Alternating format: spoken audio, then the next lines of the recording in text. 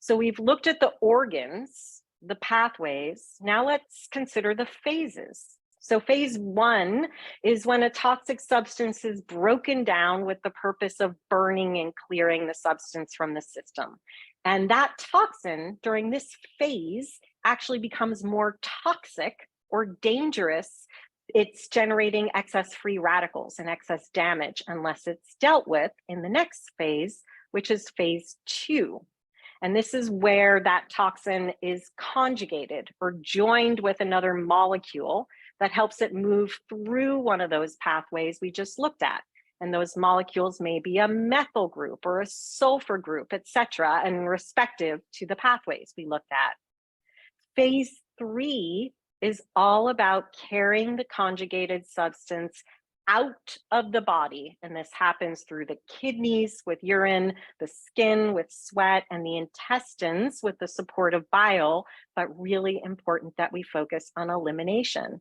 So we can get really caught up in the first two phases, either which can be impaired and not keeping up the pace with its partner. But if phase three is impaired in any way, we run the risk of retoxing instead of detoxing. And I'm just going to ask us to keep that in mind, put a pin in that as we move forward.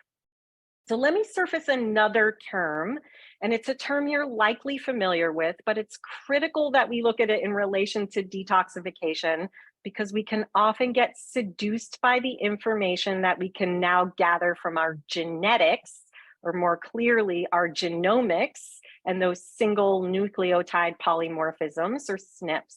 And the term I want to presence is epigenetics. Epigenetics is my absolute favorite topic because it is or should be the work of functional nutrition, and it helps influence the terrain in which any condition, any sign, symptom, or diagnosis, including detoxification challenges, exist. Epigenetics tells us that the environmental factors, all of them, likely matter more than the genes themselves. And this is what we've been learning as we've lived with the Human Genome Project for longer and longer periods of time.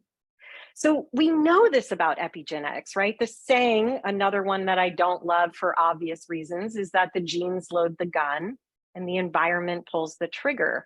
I prefer to actually look at this through the lens of an actor being delivered a script. So each actor will execute on that role differently. Or if we can think of being dealt a hand of cards in a poker game, again, each player will play that hand differently. And the differences in how we play the hand are due to or contribute to those epigenetic factors.